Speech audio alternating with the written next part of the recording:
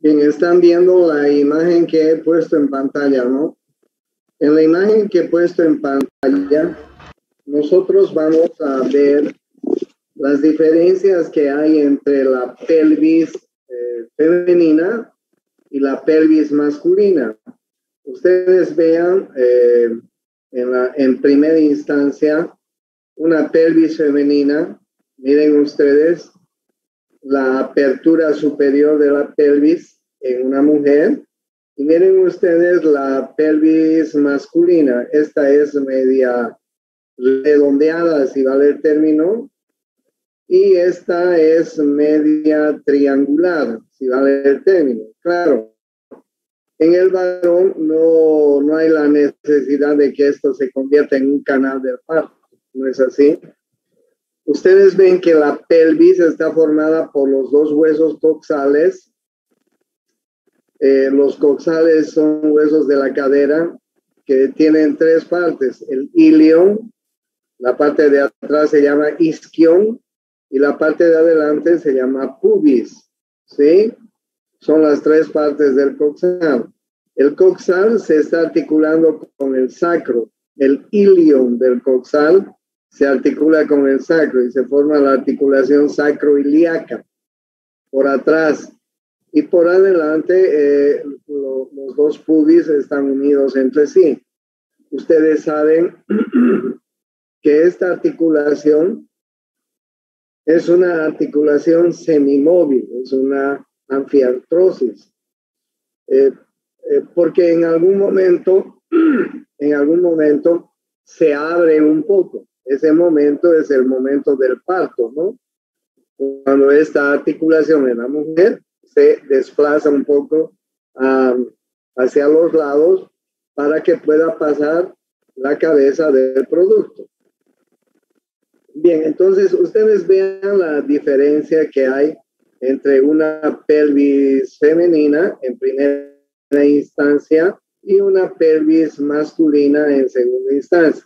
Sí, es una diferencia. Miren, es más ancha la pelvis femenina, obviamente, y la pelvis masculina es mucho más angosta. Hay diámetros que son importantes que los debemos conocer porque estos diámetros son importantes para los obstetras cuando ellos hacen las medidas en una mujer gestante. Estos cálculos antes se los hacían a través del tacto vaginal. Hoy día se los hace a través de las ecografías. O sea, una mujer que está gestando va a la ecografía y el ecografista le va a medir estos diámetros que son importantes. Miren ustedes el diámetro conjugado. El diámetro conjugado es un diámetro anteroposterior que viene desde el promontorio sacro hasta el borde superior del pubis. Y este diámetro conjugado aproximadamente tiene una longitud de 11 centímetros. En condiciones normales. Bueno, luego tenemos el diámetro transverso, que es como ustedes están viendo, aquí vemos una escotadura que se llama la escotadura ciática mayor. Desde la parte más ancha de la escotadura ciática mayor hasta la otra escotadura ciática mayor. Este diámetro se llama el diámetro transverso. Y el diámetro transverso mide más o menos 13 centímetros. Finalmente hay otro diámetro que se llama el diámetro oblicuo, ¿sí? Que viene desde la unión entre el sacro y el ilion, sacroiliaca, ¿sí? Hasta la espina ciática, como ustedes están viendo, ¿ya? Este diámetro se llama el diámetro oblicuo y más o menos mide unos 12.5 centímetros, ¿ya? Estos son diámetros que hay que tomarlos en cuenta siempre cuando hablamos de una pelvis femenina y cuando hablamos de una mujer que está embarazada. Seguramente cuando ustedes lleven obstetricia, les hablarán con más propiedad de estos diámetros, ¿ok? Yo solamente les estoy dando un pantallazo. Bien. Ustedes vean, esta es una pelvis femenina. Vean ustedes la pelvis femenina redonda, ¿no? Redondeado, ¿sí? Y todavía tenemos otros planos que consideran los obstetras que hay que tomarlos en cuenta cuando se está haciendo las medidas, ¿no? Bien, el otro punto que quería comentarles es el del diafragma pélvico, es decir, el piso de la pelvis. Es muy importante que conozcamos cómo está formado el piso de la pelvis. Este, por supuesto, es un piso femenino. ¿Por qué? Porque ahí ustedes tienen la vagina, pero ahí tienen ustedes la uretra. Detrás de la uretra tienen la vagina y detrás de la vagina tienen el recto. ¿Sí? Entonces es muy importante que tomen en cuenta que esta es una pelvis femenina, ¿ya?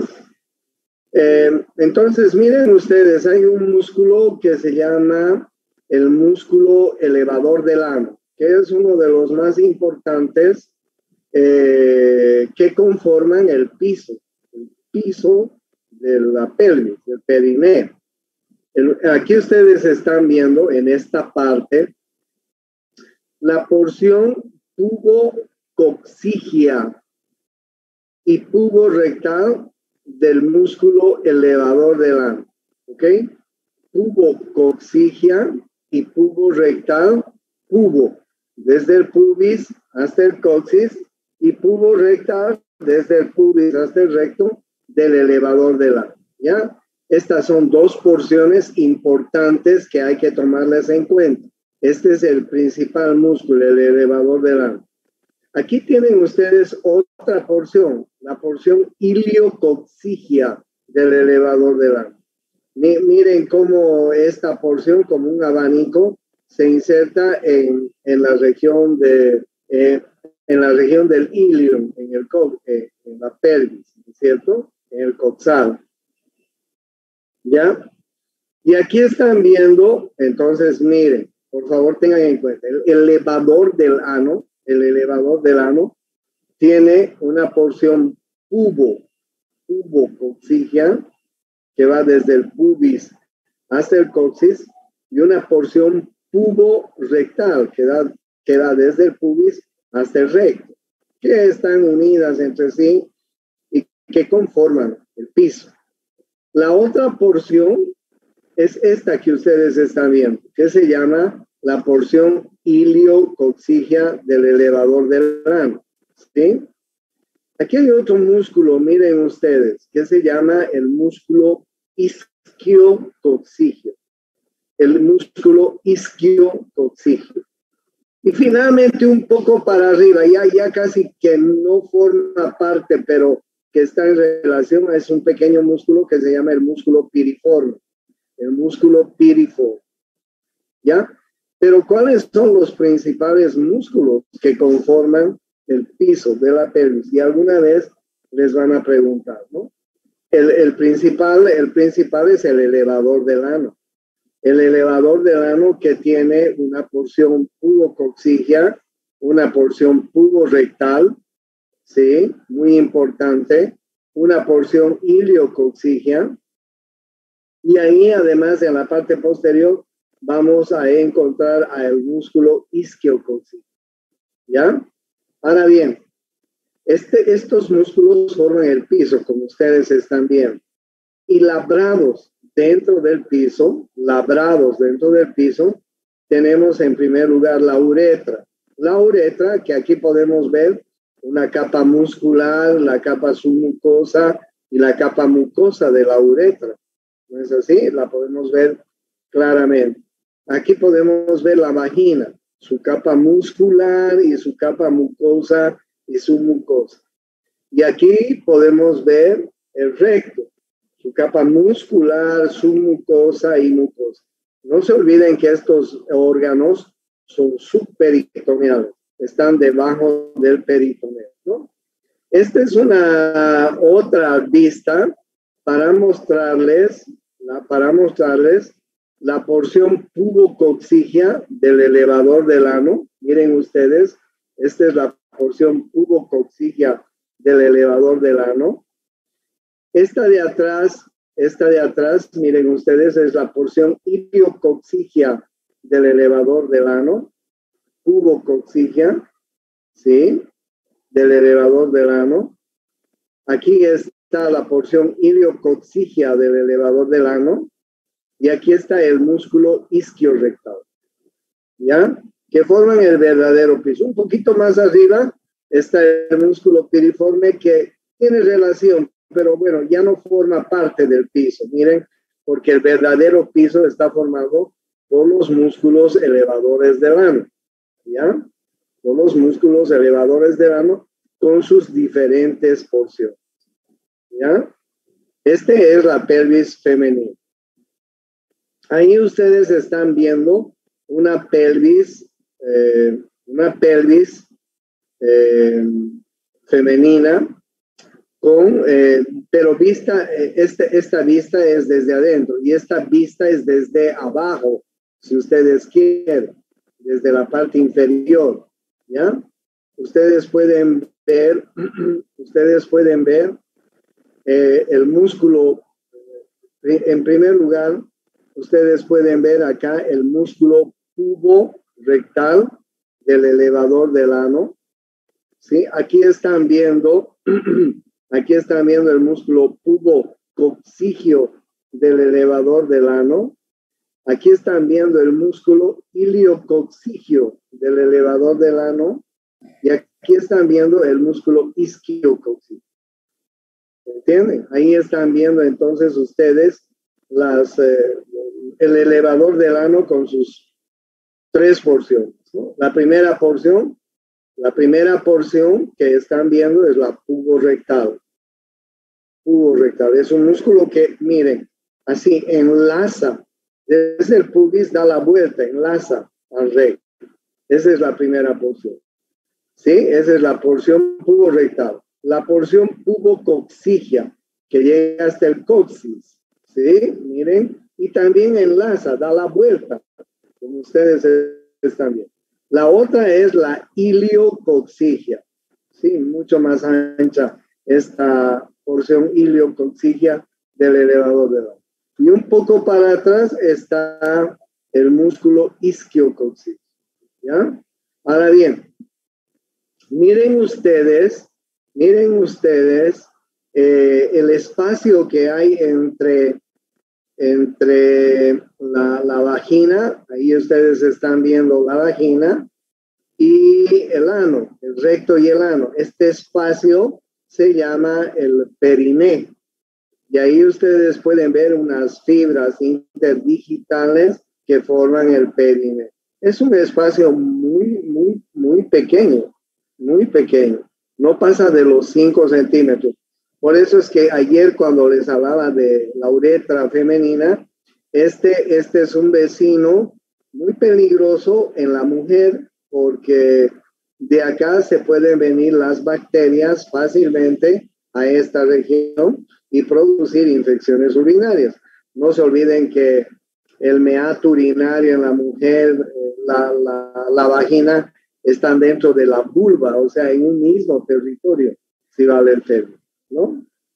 Bien, entonces lo que quiero que quede claro es los músculos que forman el piso del perineo. ¿Ok? El elevador del ano, en primer lugar, el músculo isquiococcígeo. Y el elevador del ano tiene 3 porciones. Una porción puborectal, ahí están viendo muy claramente. Una porción pubococcígea, ahí están viendo. Una porción iliococcígea. Y finalmente el músculo isquiococcígeo. Estos son músculos que forman el piso del perineo. Ahí tienen otra vista de los mismos músculos, ¿ya? Ahora bien, este es un periné, de un varón. A ver, déjenme ver. Sí, aquí está en recto, y aquí está la uretra, sí. Sí, este es de un varón, este es de un varón, ¿ya? Este es de un varón. Y entonces el elevador del ano, miren el elevador del ano con sus tres porciones. La porción puborectal, la porción pubococcígea, más ancha, y la porción iliococcígea. Más atrás está el músculo isquiococcígeo, ahí ustedes lo están viendo, al isquiococcígeo, miren ustedes. Y más arriba todavía está este que les decía que es el piriforme, ¿no? Pero en realidad ya que casi ya no forma parte, pero sí el isquiococcígeo sí forma parte, ¿no? Y el elevador del ano con sus tres porciones que forman parte. Y ahí ustedes pueden ver labrados en el piso, en el caso del varón, vean ustedes el hiato para la uretra masculina y el hiato para el recto y el ano, ¿ok? Entonces, ahí ustedes están viendo, este es una pelvis masculina, ¿no es cierto? Están viendo ahí el elevador del ano con sus diferentes porciones que ustedes ya las conocen, ¿no? Miren ustedes las porciones del ano. La iliococcígea, la más posterior en este caso, la pubococcígea y la puborectal. Esas son las tres porciones del ano, del elevador del ano. ¿Ya? No se olviden de eso. Bien, entonces en esta figura ustedes pueden ver la posición de los órganos reproductores femeninos. Ustedes pueden ver la vulva.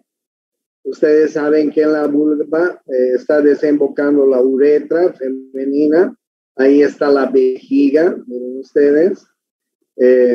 Aquí está el conducto vaginal y luego está el útero, ¿no? El útero que se encuentra en posición normal en anteversoflexión, ¿ya?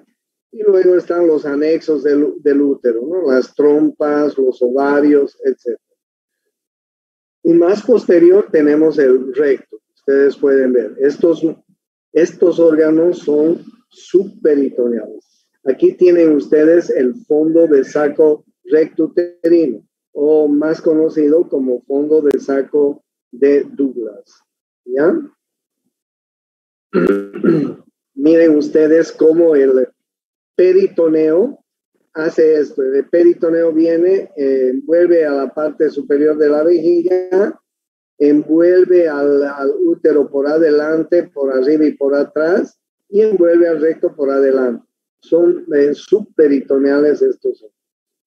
Sí, en el caso del hombre, ahí está el peritoneo envolviendo a la vejiga, envolviendo al recto.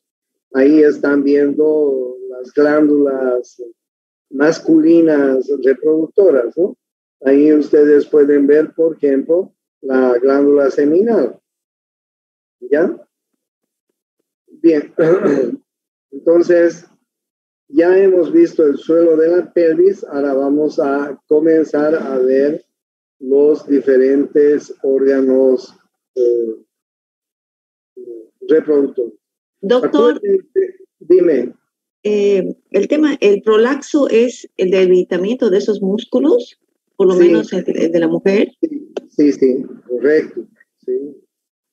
El prolaxo. Y no solamente eso, ¿no? A veces cuando la mujer es multípara hay un descenso de estos músculos. Más bien, hay un descenso de estos órganos por debilitamiento de estos músculos, ¿no? Cuando hay en una mujer multípara, este piso se debilita y desciende un poco, se produce descenso, ¿no? Por eso es que tú vas a ver a muchas señoras que tienen incontinencia urinaria cuando ya son mayores, han tenido 5, 6, 7 hijos, en fin, y entonces el piso se les ha debilitado, y entonces hay un descenso de estos órganos, ¿no? Y como la mujer tiene un solo esfínter, tiene incontinencia urinaria, la mujer tose y está mojando su ropa interior. La mujer estornuda y está mojando su ropa interior. La mujer sube gradas y está mojando su ropa interior con orina.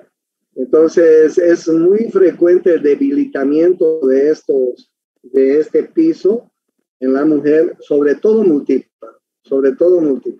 O en la mujer que ha tenido un parto normal y que a consecuencia de ese parto ha tenido un debilitamiento de este piso. ¿Ya? Bueno, aquí les estoy mostrando nuevamente una vejiga femenina, ¿no es cierto? Les estoy mostrando el trígono. Acuérdense, el trígono es la parte donde están desembocando los dos uréteres y además donde está terminando, digamos, la vejiga y naciendo la uretra, ¿no? Ahí ustedes están viendo, ¿no?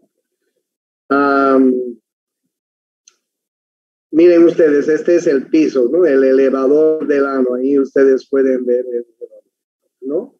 Y ahí ustedes tienen la uretra femenina. Miren ustedes cómo les hablé del engrosamiento del músculo, de la capa muscular de la vejiga. Sigamos en la vejiga femenina. Les hablé del engrosamiento de la capa muscular de la vejiga en esta región, ¿no? Incluso les dije que tenía un nombre. ¿Quién se acuerda qué nombre tenía este engrosamiento de la capa muscular? ¿El músculo qué? Detrusor de la vejiga. El músculo detrusor de la vejiga. Les dije, ¿no? El músculo detrusor de la vejiga, que junto con el trígono se comportan como un embudo que tiene la función de eliminar, de vaciar la vejiga, mejor dicho. La expresión es esa, ¿no? La expresión es esa. Miren ustedes el músculo esfínter de la uretra, ¿no? Este es otro pequeño músculo que tenemos en la uretra femenina, este pequeño músculo, que es el esfínter, que normalmente está cerrado, que cuando la mujer tiene que ir a miccionar, se relaja y se vacía la vejiga. Es mucho más fácil, les decía, la micción en la mujer que la micción en el varón, que tiene dos esfínteres, ¿no es cierto? Ahí ustedes pueden ver el cuerpo de la vejiga con su mucosa, su submucosa, muchas glándulas que existen en este órgano, la capa muscular y este engrosamiento que se llama el detrusor. Esta es una vejiga y es una uretra masculina, ¿no? Igual, de la misma manera, ustedes están viendo el trígono vesical, la parte inicial de la uretra, ahí están viendo la uretra prostática, ahí están viendo este engrosamiento de la capa muscular, ¿sí? Este engrosamiento de la capa muscular importante, ¿no? Aquí hay aquí podemos ver además, si agrando, ustedes van a poder ver en la uretra masculina cómo van a ver pequeños orificios donde van a desembocar los conductos prostáticos, ¿ya? Pero además hay dos orificios principales donde van a desembocar los conductos eyaculadores, ¿ok? Entonces la uretra masculina en este lugar se convierte no solamente en el órgano de la micción, sino se convierte en el órgano de la eyaculación, porque vean ustedes cómo la próstata está rodeando esta porción inicial de la uretra. Hay, ya les voy a mostrar cuando veamos la próstata, hay pequeños conductillos que van a drenar los conductos de la próstata, pero hay además dos conductos importantes que son los conductos donde desembocan los conductos eyaculadores, ¿no? Esa es la uretra prostática. Esta uretra, esta chiquitita, que ustedes ven acá, se llama la uretra membranosa. Es muy pequeña, ¿no? 1.5, les decía, centímetros mide esta uretra membranosa. Esta uretra membranosa, les cuento que está justamente a unos 5 centímetros debajo del borde inferior del pubis en el varón. Está a 5 centímetros. Por eso es que cuando un varón tiene un accidente de tránsito y hay una fractura de la pelvis, eso es muy común en los accidentes de tránsito, los médicos tenemos que saber si ha habido fractura de la pelvis en el varón, que esa fractura de la pelvis puede cortar la uretra acá, en esta parte, en la uretra membranosa, Y después viene la uretra esponjosa, que ayer les conté. A ver, voy a ver. Bien. Ahí ustedes entonces tienen los órganos femeninos. Quiero ver, aquí se ve mejor. Estos son los órganos femeninos vistos desde adelante, ¿no? Es importante que veamos algunos elementos que tenemos que conocer, En primer lugar, ustedes pueden ver los ligamentos que sostienen el útero en su lugar. El ligamento ancho, por ejemplo, es uno de los más importantes que sostienen al útero, ¿sí? En su lugar. Luego tenemos el ligamento redondo del útero. El ligamento redondo del útero, no lo estoy viendo, es otro ligamento que sostiene el útero. Pero también hay otros ligamentos importantes que vamos a tener. Por ejemplo, miren ustedes, aquí tenemos el mesosalpinx. Es una dependencia del peritoneo que se llama mesosalpinx. Igualmente acá se lo puede ver mejor, que está sosteniendo las trompas. Y tenemos el mesoovario también en la parte inferior, ¿ok? El mesosalpinx, miren, el mesosalpinx, y un poco para abajo el mesoovario, ¿ok? Ahí están viendo ustedes, son ligamentos que fijan y sostienen los anexos del útero. Ustedes pueden ver que hay un ligamento propio del ovario. Ustedes pueden ver que hay un ligamento suspensorio del ovario, ¿sí? Miren ustedes, ligamento ancho. Les decía, el ligamento redondo del útero, que no lo veo acá. No lo veo, es muy importante. Están viendo el mesosalpinx, que está constituyendo parte del ligamento que está sosteniendo las trompas. Están viendo el mesoovario. El mesoovario es un ligamento que está en relación con el ovario. Están viendo el ligamento propio del ovario. Están viendo el ligamento suspensorio del ovario, ¿sí? Y finalmente están viendo el ovario. Es así, el ovario. Como ustedes ven, el ovario tiene esta cara que nos está mostrando, que es la cara anterior, una cara que es la cara posterior, la de atrás, un borde que es el borde superior, un borde que es el borde inferior, una extremidad externa, ¿ok? Y una extremidad interna, como ustedes están viendo, ¿no es cierto? que están en relación con el ovario. Cara anterior, cara posterior, borde superior, borde inferior, extremidad externa o lateral, extremidad interna o media. ¿Ya? Bien, ¿qué más? Ustedes pueden ver las diferentes porciones de... Enseguida les voy a hablar de la función del ovario, pero ustedes pueden ver las diferentes porciones de la trompa, ¿no?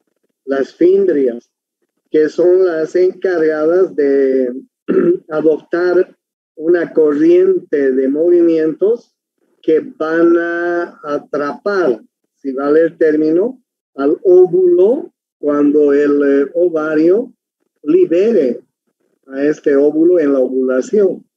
Entonces, estas fimbrias tienen la función de hacer un movimiento de ondas de tal manera que el óvulo liberado por el ovario va a entrar en la trompa de falopio, ¿ya?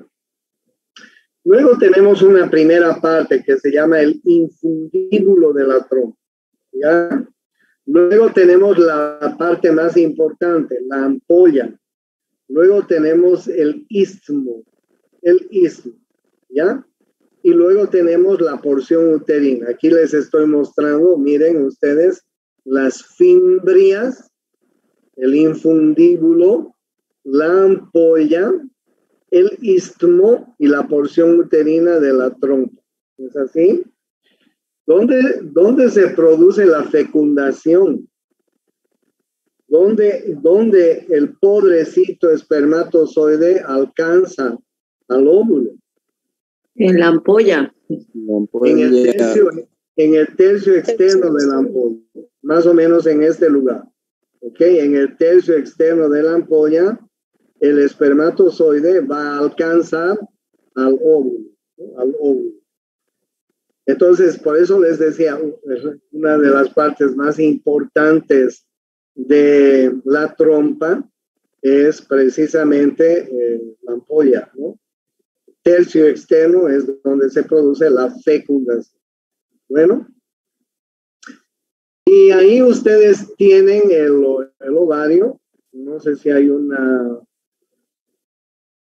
Permítanme mostrarles.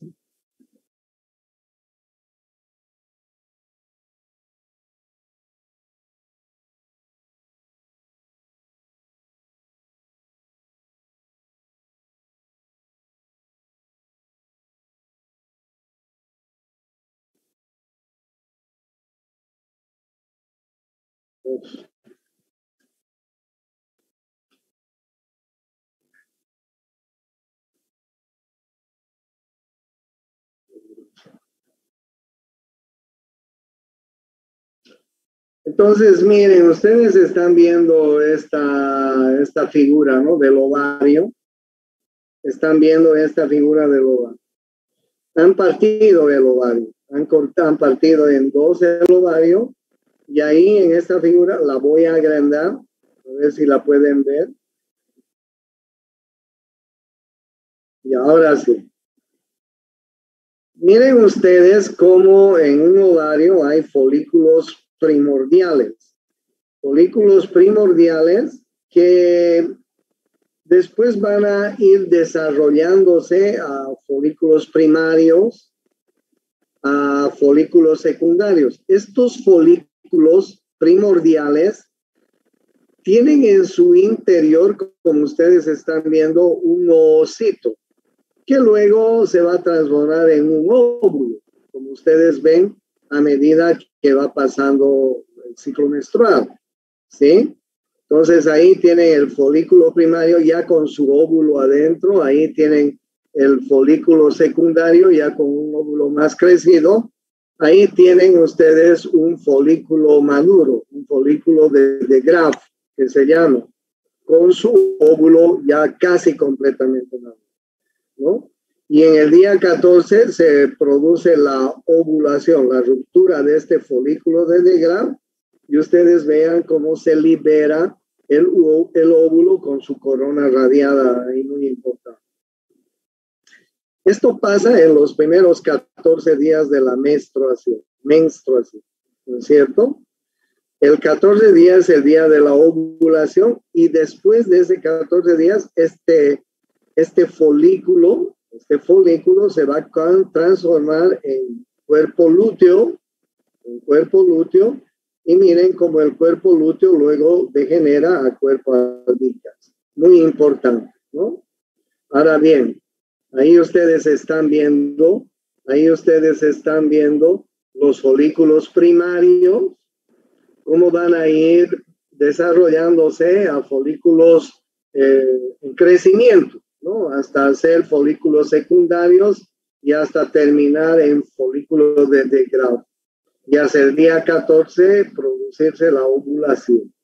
Este folículo después va a cambiar a cuerpo lúteo, este cuerpo lúteo va a cambiar después a cuerpo albicans y así se va a volver a producir el nuevo ciclo, ¿no? Un ciclo menstrual. Ustedes saben muy bien de los ciclos menstruales.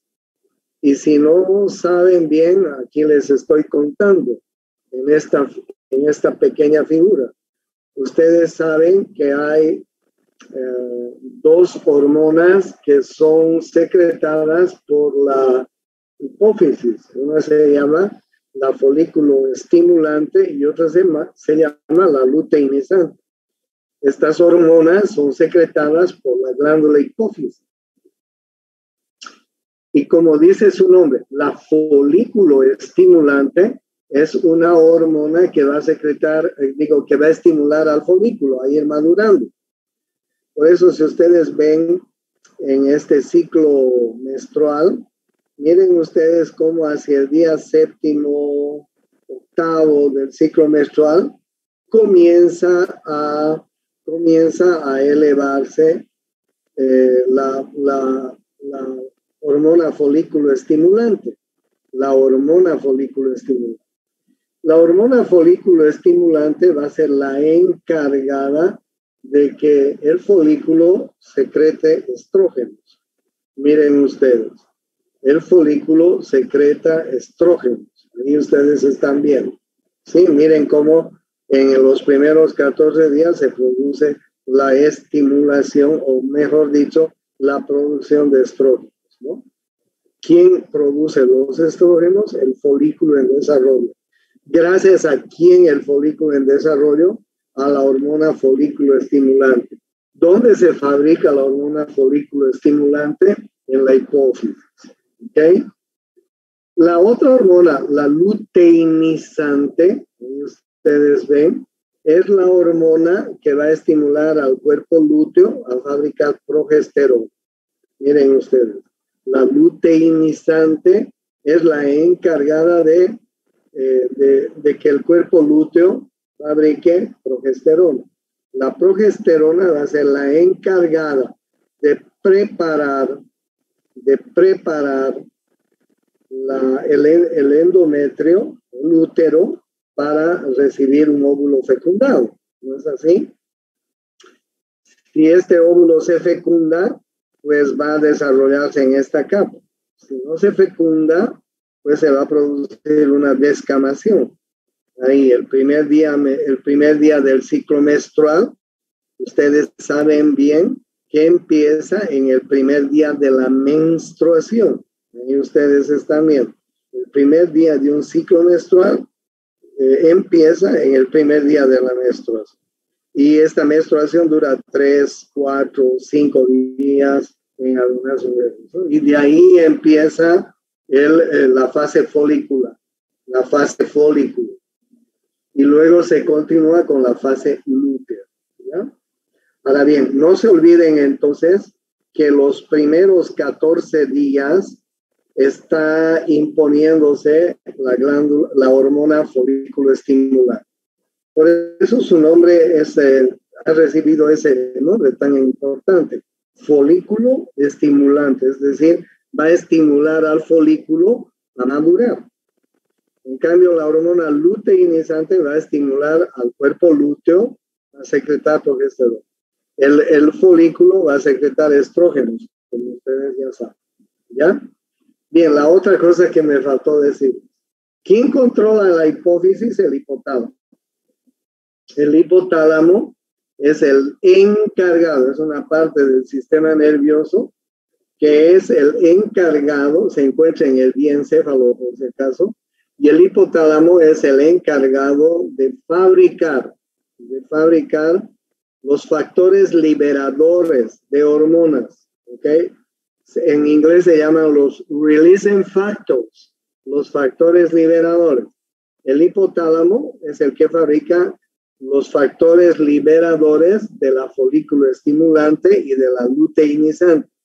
Entonces, cuando el hipotálamo fabrica estos factores liberadores, ordena a la hipófisis que vaya fabricando o secretando FSH o LH, respectivamente, ¿no? Entonces, esta es la función del ovario importante en la mujer, ¿no es así? Ahora bien, ustedes saben que los estrógenos tienen funciones muy importantes en la mujer, ¿no? Ustedes vean cómo la mujer cuando empieza a secretar estrógenos comienza a cambiar su cuerpo, ¿no? Les crecen las mamas, los pezones se agrandan, la piel se vuelve más grasa, incluso es común la aparición del acné, cambia la voz de la mujer, aparecen vellos en las axilas, surge el vello púbico, las caderas se ensanchan, aumenta el grosor de los muslos y finalmente aparece la menstruación. ¿Es así? Importante. ¿Ya? Entonces, los estrógenos son muy importantes en el organismo. ¿Okay? Por eso es que cuando la mujer llega al climaterio, llega a la menopausia, tiene cambios también importantes en su organismo. ¿Ya? En cambio, la progesterona, fíjense, en el útero es la encargada de preparar el útero para la implantación del óvulo fecundado, ¿no? Importante. Me voy a salir de esto porque quería mostrarles. Entonces, ¿qué les estaba mostrando? Les estaba mostrando entonces el ovario. Les he mostrado la función del ovario, aprovechando eso para que tengan un concepto más claro. Les he mostrado las trompas, ¿sí? Ahí ustedes tienen las diferentes porciones de la trompa. Aquí se las ve mejor. No se van a olvidar las fimbrias, el incutíbulo, la ampolla, el istmo y la porción uterina. ¿Ya? El útero, como ustedes están viendo, es un órgano piriforme, es decir, tiene la forma de una pera invertida, piriforme, ¿ya? Y tiene varias partes, el fondo del útero, fundus uterino, el cuerpo, ¿sí? El cuerpo del útero, muy importante, ¿ya? El istmo del útero, miren esta parte, ¿ya? Y finalmente el cuello del útero. Ahí ustedes están viendo el fondo del útero, el cuerpo del útero, fondo, cuerpo, el istmo del útero y el cuello del útero. Fíjense que el cuello del útero tiene dos orificios. Un orificio cervical externo, este de acá, así se llama el OC. Ese se llama el orificio cervical externo. Y este se llama el OC, el orificio cervical interno. ¿Ok? El OC y el OC. Orificio cervical externo, orificio cervical interno del cuello del útero, Miren ustedes que entre el orificio cervical externo, entre el OC y entre el OSI, hay unos conductos, un conducto cervical, este se llama el conducto cervical, con unos pliegues en forma de palma que les han llamado los pliegues palmeados.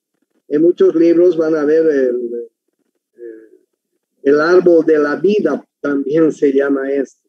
¿Ya? Son pliegues que tienen la forma de una palma. ¿Ya? Miren cómo este cuello del útero sobresale en el fondo de la vagina. ¿Sí? En el fondo de la vagina. Como si fuera una pequeña trompa, ¿no es así? Trompa. ¿Sí? Miren cómo está sobresaliendo. Ustedes saben que los médicos, las enfermeras, el personal de salud, con mucha frecuencia hacen un barrido de esta parte del cuello uterino, del orificio cervical, este es el OSI, este es el OSI, y este es el OC, me confundí.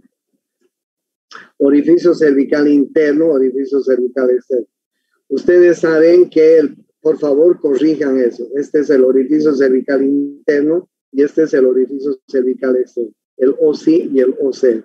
Entonces, yo les decía, el personal de salud hace un barrido, una espátula larga de esta parte del orificio cervical externo.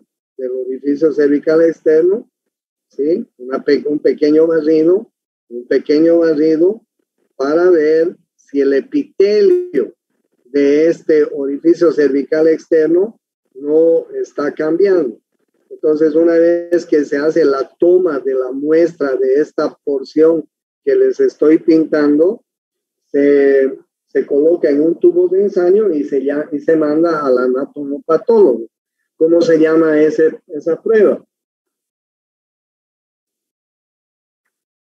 ¿No se llama la prueba de Papa Nicolau? Eso mismo, la prueba del Papa Nicolau.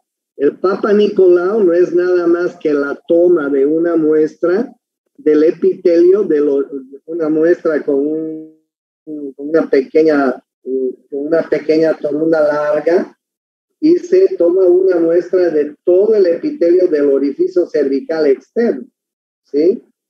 Ustedes saben que el primer cáncer que mata a millones de mujeres en el planeta es el cáncer del cuello, del cérvix uterino, del cuello del útero, ¿sí?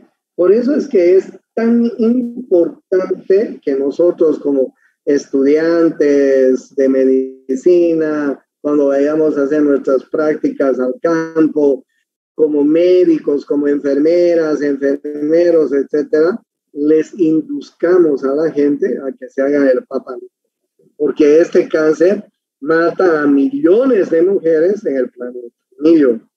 Entonces, pues el barrido de esta parte del orificio cervical externo es la toma de una muestra, una pequeña muestra que se hace de esta parte, es lo que conocemos con el nombre de Papa Nicolau. Por favor, van a corregir esto que les decía, ¿no? Este es el orificio cervical interno, el OSI, y este es el orificio cervical externo, el OC, ¿ya? Del cuello del útero. No se olviden que el útero tiene un fondo, un cuerpo, un istmo y un cuello del útero que tiene un orificio cervical interno, un orificio cervical externo, ¿ya? Y tiene 3 capas el útero, ¿no es cierto? ¿Cómo se llama la capa más externa del útero? Se llama el perimetro. El perimetro. La capa más importante se llama el miometrio. ¿Por qué es la capa más importante el miometrio? Porque ustedes saben que es un músculo tremendamente desarrollado, que en el parto es capaz de contraerse tanto que es capaz de expulsar el contenido que tiene en su interior, ¿no? Y finalmente el endometrio, ¿no? El endometrio que tiene varias capas, que ya les voy a estar mostrando en la siguiente clase. Perimetrio, miometrio, endometrio, fondo uterino, cuerpo, istmo, el cuello del útero con su orificio cervical interno, orificio cervical externo. Este se llama el conducto cervical con los pliegues palmeados, el árbol de la vida también se llama, ¿ya? Y miren cómo sobresale en el fondo de la vagina, este cervix, ¿no? Este cuello. En algunos libros, esto que parece un hocico, le llamaban el hocico de Tenca, en algunos libros clásicos. ¿Ya? Bueno, hasta Doctor, aquí, bueno. Doctor, en el tema de, o sea que estaría inserto el método anticonceptivo de la T de cobre, estaría inserto acá entre lo que es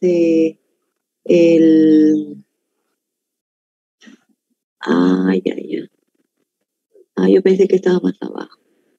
Ahí viene la T.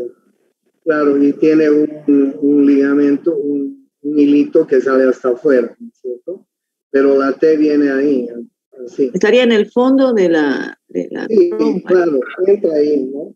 O sea, es un cuerpo extraño, ¿no? Es un cuerpo extraño que va a impedir que el óvulo fecundado se implante ahí en el útero, ¿no? Entonces, el óvulo, si ha sido fecundado, una vez que llega acá, pues se va a salir. No va a ser, no se va a implantar porque este cuerpo extraño no lo va a permitir. Ya, gracias, doctor.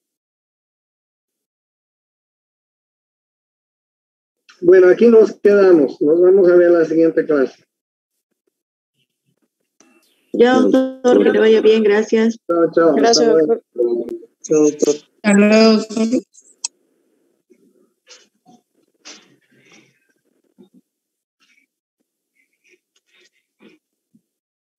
Y a mi agua se entraron dos bichitos y